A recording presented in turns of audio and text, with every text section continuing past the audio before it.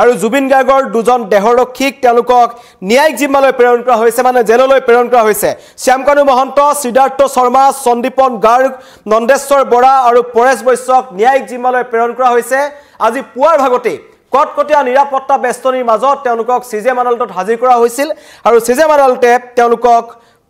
ন্যায়িক জিম্মালৈ প্ৰেৰণ কৰিছে কিন্তু কথা হ'ল যে তেওঁলোকক গুৱাহাটী কেন্দ্ৰীয় কাৰাগাৰত ৰখা নহয় তেওঁলোকক বাক্সা জিলাৰ মুছলপুৰৰ যিখন নতুন জেল তালৈ প্ৰেৰণ কৰা হৈছে বৰ্তমান তেওঁলোকক পানবজাৰ থানাত ৰখা হৈছে পানবজাৰ থানাৰ পৰা কটকটীয়া নিৰাপত্তাৰ মাজত এই পাঁচজন অভিযুক্তক মুছলপুৰৰ নতুন জেললৈ লৈ যোৱা হ'ব জীৱনৰ নিৰাপত্তাৰ অজুহাত দেখুৱাই আদালতত তেওঁলোকে নিজে এই কথা উল্লেখ কৰিছিল তেওঁলোকে ভয় খাইছে তেওঁলোকে সাধাৰণ মানুহৰ মাজত আহিবলৈ ভয় কৰিছে গুৱাহাটী কেন্দ্ৰীয় কাৰাগাৰত থাকিবলৈ তেওঁলোকে ভয় কৰিছে জীৱনৰ নিৰাপত্তাৰ দিশটোৰ কথা তেওঁলোকে নিজে আদালতত উল্লেখ কৰিলে শ্যামকানু মহন্ত সিদ্ধাৰ্থ শৰ্মাই যাৰ বাবে বাক্সাৰ নতুন জেললৈ প্ৰেৰণ কৰাৰ সিদ্ধান্ত গ্ৰহণ কৰিলে আমাৰ সিজেএম আদালতে এই মুহূৰ্তৰ খবৰ আপোনালোকক জনাই আছো আজি পুৱাৰ ভাগত আমি জনাইছিলো যে সিআইডি কাৰ্যালয়ৰ পৰা কটকটীয়া নিৰাপত্তা বেষ্টনীৰ মাজত জুবিন গাৰ্গৰ manager Siddhartha Sharma north east festival ৰঙালীৰ দৰে একাংশ সস্তীয়া ফেষ্টিভেল পাতি বেপাৰ কৰা শ্যামকানু মহন্ত লগতে বকু সমাজ জিলাৰ ডিএসপি সন্দীপন গাৰ্গ তথা জুবিন গাৰ্গৰ খুৰাকৰ লৰা এইকেইজনৰ লগতে জুবিন গাৰ্গৰ দুজন দেহৰক্ষীকো আজি পুৱাই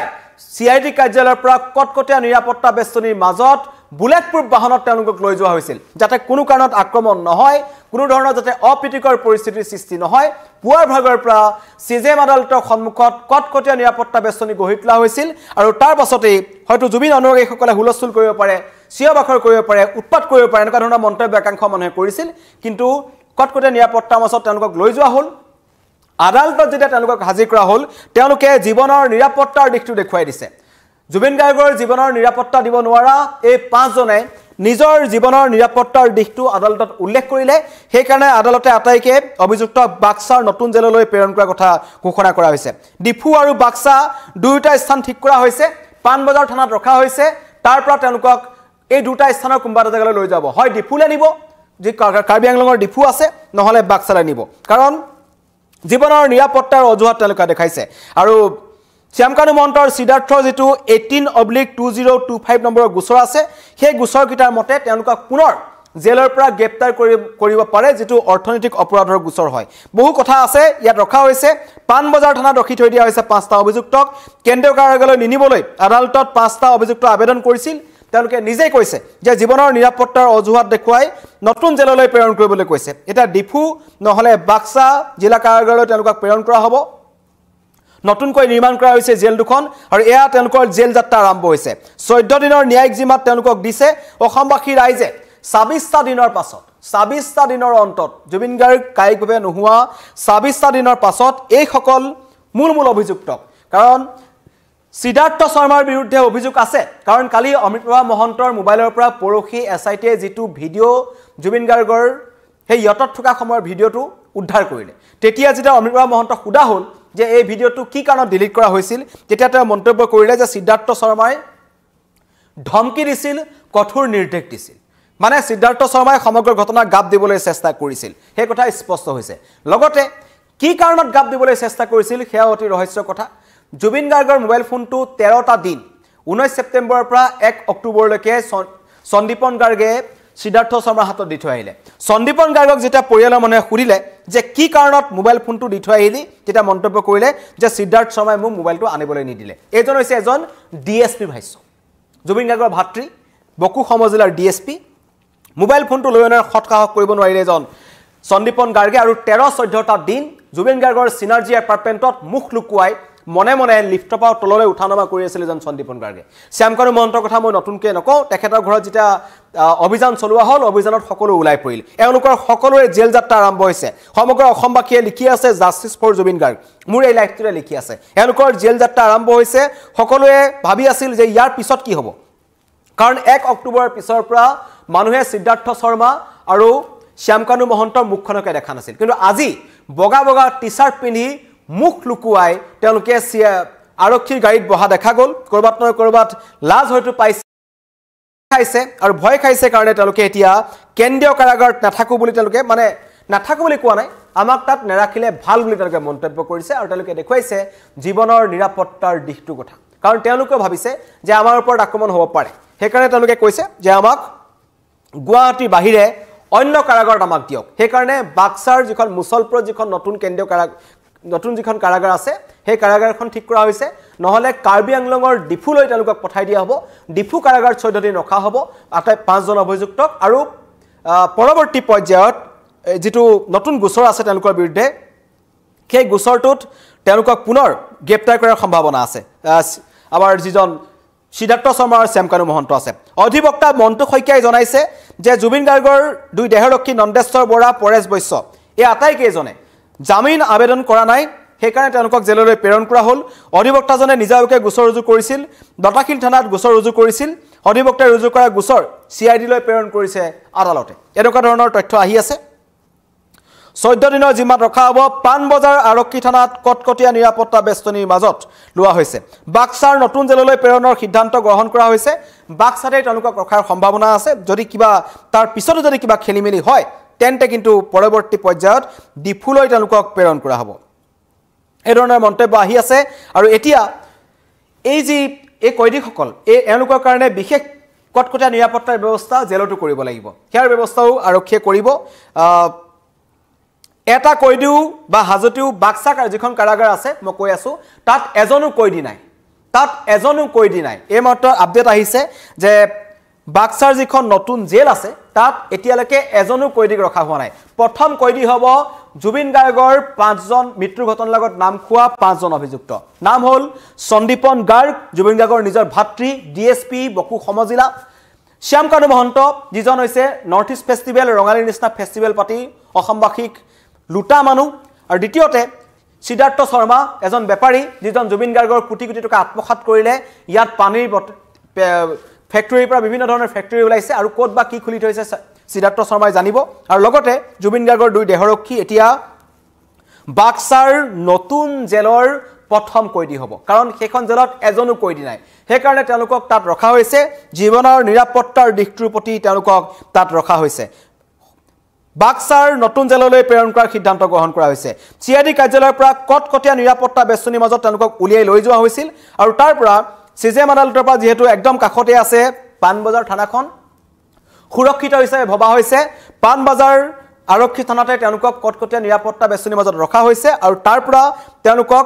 অধিক কটকটীয়া নিৰাপত্তা বেষ্টনীৰ মাজেৰে বাক্সালৈ লৈ যোৱা হ'ব মই ইতিমধ্যে আপোনালোকক জনাইছো বাক্সাৰ যিখন মুছলপুৰৰ জেল আছে একদম নতুন জেল তাত এজনো কয়দী নাই এটাও জেল হাজতি নাই তাত মাত্ৰ 5টা কয়দী থাকিব হেকিটা হৈছে জুবিন গাৰ্গৰ মৃত্যুৰ ঘটনাৰ লগত নাম খোৱা 5টা অভিযুক্ত নাম সিদ্ধাৰ্থ শৰ্মা শ্যামকানু মহন্ত সন্দীপন গাৰ্গ নন্দেশ্বৰ বৰা আৰু পৰেশ বৈশ্য এইকেইজন আৰু হয়তো মহন্ত পৰিয়ালৰ বিভিন্ন ধৰণৰ ইতিহাস আছে তেওঁলোকৰ পৰিয়ালটোৰ আৰু তেওঁলোকৰ পৰিয়ালৰ এজনে ইতিহাস ৰচিলে মুছলপুৰ জেলত থকা কয়দীসকলৰ ভিতৰত অন্যতম এজন শ্যামকানু মহন্ত পৰিয়ালৰ এজন সদস্য সকলো দিশৰ পৰা তেওঁলোকে ইতিহাস ৰচিবলৈ সক্ষম হৈছে মহন্ত পৰিয়ালটোৱে লগতে সিদ্ধাৰ্থ শৰ্মা তেওঁলোকে ভয় খাইছে এতিয়া গুৱাহাটী কেন্দ্ৰীয় কাৰাগাৰত থাকিবলৈ ভয় খাইছে তেওঁলোকৰ শংকা আছে যে তেওঁলোকৰ ওপৰত আক্ৰমণ হ'ব পাৰে বা যেহেতু জুবিন অনুৰাগীসকলৰ খংখুব দেখিছে সমগ্ৰ অসমবাসীৰ খংখুব তেওঁলোকে দেখিছে আৰু যেহেতু শ্যামকানু মহন্তৰ পত্নীয়ে প্ৰতিদিনে হাতত এটা বেগ লৈ স্বামীক লগ কৰিবলৈ গৈছিল তাতো হয়তো বিভিন্ন ধৰণৰ কথা কৈছে যা বাহিৰত সিচুৱেচনটো কেনেকুৱা হেতু শ্যামকানু মহন্তৰ পত্নীয়ে হয়তো শ্যামকানু মহন্তৰ কাণত আগতেকৈ পেলাইছিল এই কথাটো মানুহে বহুত আগৰ পৰা কৈ আছিল যে খুৰুঙা কৰবাত আছে খুৰুঙা কৰবাত দিয়া হৈছে তদন্তত গাফিলতি হৈছে নেকি কাৰণ লিক হ'ব নেকি কিছুমান কথা এতিয়া শ্যামকানু মহন্ত বা এই 5 জন অভিযুক্ত আছিল CID কাৰ্যালয়ৰ ভিতৰত জিম্মাত লকাপত তেওঁলোকে বাহিৰৰ বহি বিশ্বৰ কথা নাজানে তেওঁলোকৰ ওচৰত মোবাইল ফোন নাই তেওঁলোকৰ ওচৰত কোনো ধৰণৰ মানুহৰ কথা পাতিবৰ পৰা ব্যৱস্থা নাই কিন্তু তেওঁলোকে কেনেকৈ গম পালে যে তেওঁলোকৰ জীৱনৰ নিৰাপত্তাৰ কথা তাত আহিলে আৰু তেওঁলোকে গৈ হদম্ভে ইমান নিৰ্লজ্জভাৱে গোটেই অসমখনে এজন মানুহক হেৰুৱাই আবেগিক হৈ আছে সেইখিনি সময়ত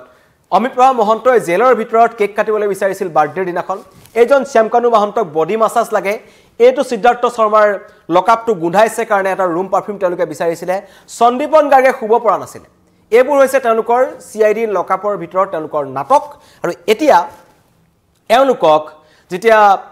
কেন্দ্ৰীয় কাৰাগাৰৰ ভিতৰত যে তেওঁলোক থাকিব নোৱাৰে তাত যে আক্ৰমণ হ'ব পাৰে মানুহৰ যে খং আছে ক্ষোভ আছে কোনে জনালে সেয়া কিন্তু ৰহস্যৰ কথা তাৰ কাৰণে মানুহৰ মনত প্ৰশ্ন হ'ব যে প্ৰতিদিনে হাতত এটা টুপুলা লৈ CID কাৰ্যালয়ৰ ভিতৰত প্ৰৱেশ কৰা শ্যামকানু মহন্তৰ পত্নী হয়তো শ্যামকানু মহন্তক জনাইছিল নেকি যে বাহিৰত সিচুৱেশ্যন বেয়া নতুন জেললৈ প্ৰেৰণ কৰাৰ কাৰণে আপোনালোকে আদালতত উল্লেখ কৰিব লাগিব নহলে গুৱাহাটী কেন্দ্ৰীয় কাৰাগাৰত আপোনালোক থাকিব নোৱাৰে কাৰণ গুৱাহাটী কেন্দ্ৰীয় কাৰাগাৰটো জুবিন গাৰ্গৰ যথেষ্ট সংখ্যক অনুৰাগী আছে হ'ব পাৰে কিছুমান অভিযুক্ত আছে বিভিন্ন ধৰণৰ ভুল তেওঁলোকে কৰিলে ন্যায়ালয়ৰ দৃষ্টিত তেওঁলোক দোষী কিন্তু তেওঁলোক জুবিন গাৰ্গৰ অনুৰাগী তেনেকুৱা বহু অনুৰাগী গুৱাহাটী কেন্দ্ৰীয় কাৰাগাৰত আছে সেই সকলৰ পৰা কেনেকৈ বাচিব সেই কাৰণে তেওঁলোকে ভয় খাই এতিয়া নতুন জেলৰ কথা ক'লে সেই কাৰণে চৰকাৰেও তেওঁলোকক এখন নতুন জেলৰ ব্যৱস্থা কৰি দিছে বাক্সাৰ মুছলপুৰ যুখন নতুন জেল আছে এজনো কয়দী তাত নাই আৰু সেইখন জেললৈকে প্ৰেৰণ কৰা হ'ব এতিয়া তেওঁলোকক পানবজাৰ আৰক্ষী থানাত ৰখা হৈছে কটকটীয়া নিৰাপত্তা বেষ্টনীৰ মাজত ৰখা হৈছে আৰু হঠাৎ হয়তো তেওঁলোকক লৈ যোৱা নহ'ব যথেষ্ট নিৰাপত্তা বেষ্টনী লাগিব কাৰণ কেইবাখনো জিলা পাৰ হৈ যাব লাগিব সেইখিনি সময়ত প্ৰত্যেকখন থানাৰ লগত তেওঁলোকে যোগাযোগ কৰিব এখন থানাৰ পৰা হয়তো অনেকখন থানালৈ তেওঁলোকে এই কয়দী কেইজনক লৈ যোৱাৰ ব্যৱস্থা কৰিব এটা সম্পূৰ্ণ এখন চিনেমাৰ দৰে এটা কাহিনী এওঁলোকে এতিয়া নতুন জেলত থাকিব পাঁচটা অভিযুক্ত আৰু এই বাক্সাৰ যিখন নতুন জেল যদি তালৈ যায় নহলে ডিফুলৈ যোৱা কথা আছিল হয়তো ডিফু বেছি দূৰ হ'ব সেই কাৰণে হয়তো বাক্সা তেওঁলোকে প্ৰথম সিলেকশন কৰিছে আৰু বাক্সাৰ যিখন জেল আছে সেই জেলখনত এজনো কয়দী নাই নিৰাপত্তাৰ দিশটোৰ পৰা তেওঁলোক নিশ্চিতভাৱে বাছি থাকিব বিচাৰিব আৰু সেই কাৰণে আদালতে তেওঁলোকক তালৈ প্ৰেৰণ কৰিছে 14 দিনৰ ন্যায়িক জিম্মালৈ প্ৰেৰণ কৰিছে শ্যামকানু মহন্ত সিদ্ধাৰ্থ শৰ্মা সন্দীপন গাৰ্গ আৰু জুবিন গাৰ্গৰ দুজন দেহৰক্ষীক এওঁলোকে হ'ব যদি বাক্সাৰ জেললৈ যদি যায় বাক্সা জেলৰ আলহী হোৱা প্ৰথম কেইজনমান অভিযুক্ত 5 জন অভিযুক্ত আৰু পৰৱৰ্তী পৰ্যায়ত 16 তাৰিখে ম্যাদ উকলিব অমৃতপ্ৰভা মহন্ত তেওঁৰ যিটো মাত আমি শুনা পাইছো দুটা কণ্ঠস্বৰ আছে তেখেতৰ এটা কণ্ঠ একেবাৰে একো নাজানে নিমাতি কইনা আৰু অন্য এটা আছে তেওঁৰ বেলেগ ধৰণৰ আৰু শেখৰ জ্যোতি গোস্বামী যিজন হৈছে গুকাত মিছা কথা কৈছিল প্ৰথমৰ পৰা আহি পেলাই প্ৰথমতে ক'লে সংবাদ মাধ্যমৰ একাংশ মানুহক ব্যক্তিক বাছি মাতি দিছিল তেওঁ ঘৰলৈ আৰু কৈছিল যে জুবিন গাৰ্গৰ দুৰ্ঘটনা সংঘটিত হ'ল হাতুৰি থকা অৱস্থাত জুবিন গাৰ্গৰ মুখৰ পৰা বগা ফেন ওলালে তাৰ পিছত জুবিন গাৰ্গৰ এটুকুৰা গাহৰি মাংস খাইছিল হেতুকা ওলাই গৈছিল তাৰ পিছত জুবিন গাৰ্গ বেকা হৈ গ'ল তেওঁৰ হাততে জুবিন গাৰ্গৰ মৃত্যু হ'ল হেয়া আছিল শেখৰ জ্যোতি গোস্বামীৰ প্ৰথম মন্তব্য তাৰ পিছত CID জেৰাত হঠাৎ মন্তব্য কৰি দিলে যে সিদ্ধাৰ্থ শৰ্মাই বিহপান কৰি হত্যা কৰিলে সেই কথাটো ক'বলৈ শেখৰ জ্যোতি গোস্বামীক 8 দিন সময় লাগিলে সন্দীপন গাৰ্গে একোৱে নাজানে কাৰো লগত মুখ নুখুলিলে কিন্তু এটা কথাই কয় আমাক ন্যায় লাগিব তা আমি সমগ্ৰ অসমবাসী এটা বিভ্ৰান্তিত আছো আসলে জুবিন গাৰ্গৰ লগত হৈছিল কি এতিয়া জেললৈ প্ৰেৰণ কৰা হৈছে 5 জন অভিযুক্তক পৰৱৰ্তী পৰ্যায়ত বাকি কেইজনকো এজনকৈ ন্যায়িক জিম্মালৈ প্ৰেৰণ কৰা হ'ব আৰু ন্যায়িক জিম্মাৰ পাছত তেওঁলোকক পুনৰ আদালতত হাজিৰ কৰা হ'ব যদি CID বিচাৰে পুনৰ তেওঁলোকক লোৱা হ'ব এটা আইনী প্ৰক্ৰিয়াত সোমাই গ'ল মানুহে কিন্তু ন্যায় বিচাৰিছে সমগ্ৰ ৰাজ্য জুৰি এটা ডিজিটেল আন্দোলন আৰম্ভ হৈছে #justice4Jubin Garg 1 মিলিয়ন হ'বলৈ আৰু কিছু সময় লাগে আপোনালোকে সকলোৱে #justice4Jubin Garg লিখক যোনে যেনেকৈ পাৰে তাতে লিখক ৰাজনীতিবিদৰ পৰা আৰম্ভ কৰি সমাজকৰ্মীলৈকে প্ৰধানমন্ত্ৰী মোদীৰ পৰা আৰম্ভ কৰি গৃহমন্ত্ৰীলৈকে আমাক ন্যায় বিচাৰিব লাগিব সকলোৰে প্ৰশ্নত #justice4Jubin Garg আপোনালোকে লিখক আমি ন্যায় পাবই লাগিব ধন্যবাদ